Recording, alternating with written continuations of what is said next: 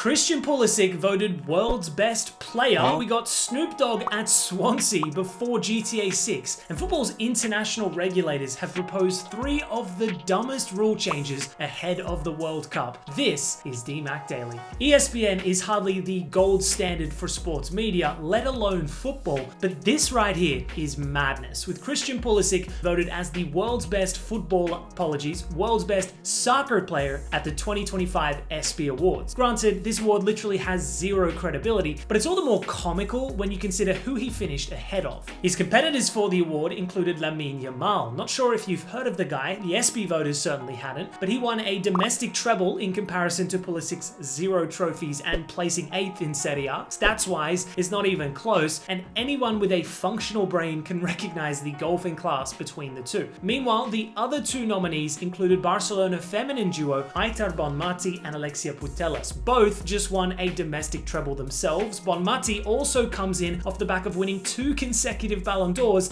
and this season Putellas hit 48 goal contributions from midfield. So yeah, obviously none of these chumps stood a chance against the LeBron James of soccer. All jokes aside though, I do unironically think Pulisic had a really good individual season, probably the best of his career, but to suggest he's anywhere near the best in the world is peak delusion. Staying on the theme of bizarre US football news, and Snoop Dogg to Swansea, here we go. Yes, just days after inexplicably appearing in their new kit launch for the 25-26 season, the iconic West Coast rapper has officially become an investor / co-owner of the Welsh club. Swansea's new American ownership are aiming to strengthen the club's brand globally. That's why they also partnered with Luka Modric as co-owner back in April, one of the most accomplished midfielders of all time. Now, if you told me a year ago that these two would be collaborating on a football team in Wales, I would have respectfully said, what are you smoking? But as you know, the timeline we are living in is full of surprises. It does kind of make sense though when you think about it. Modric is a prestigious figure in the football world. Tuned-in fans are fascinated by his subtle involvement with the club, whereas Snoop Dogg brings a different subset of potential eyeballs to Swansea. I mean, he has almost 200 million followers on social media. Obviously, Wrexham, a fellow Welsh club, have benefited tremendously from their Hollywood-esque ownership model. Just this past week even, Wrexham toured in Melbourne and Sydney, which oversaw huge turnouts. Their Sydney game attracted 5,000 more fans than a pivotal World Cup qualifier a couple months prior at the same venue. There's also Tom Brady's Birmingham and JJ Watt's Burnley. The Americanization of the EFL is getting weird, but I can't lie, I'm genuinely intrigued for what's in store with Swansea. I think the first order of business has to be bringing back their stadium's former name, the Liberty Stadium. Embrace the cringe, Swansea fans. Speaking of cringe, IFAB's new proposed football law changes ahead of the 2026 World Cup are absolutely farcical. For starters, they want to scrap rebounds entirely from penalties. So under this proposal, if a penalty is saved or hits the post, the game is stopped. Goal kick. The argument for this proposal is that penalties already provide attacking teams with an excessive advantage. I'm sorry, but that's insanity. This proposed change is something that no one has asked for. Of all the contentious issues plaguing the game currently, this has never been a subject of discontent amongst football fans. Or am I just living in an alternate reality? I don't know at this point. Rule proposals 2 and 3 are equally unwarranted in my opinion, requesting that VAR check contentious second yellow card rulings and contentious corners that lead to a goal in the event of a clear error. Because this is exactly what football needs at this point, right? More stoppages, more technological influence that only serves to slow the game down even further. Here's another proposal, IFAB. Why don't we just abolish referees entirely? Only use VAR and have them intervene every single decision. This governing body has either never watched a game of football in their lives or have smoked more dope than Snoop Dogg himself to think these changes are in the best interests of the game. For the record, I'm not anti-technology in football, but where does it end? This is madness. We cannot microanalyze every single aspect of our game. It's killing the soul of football, but that's just my take. Anyways, guys, thanks for tuning in to DMAC Daily. I'll see you next week.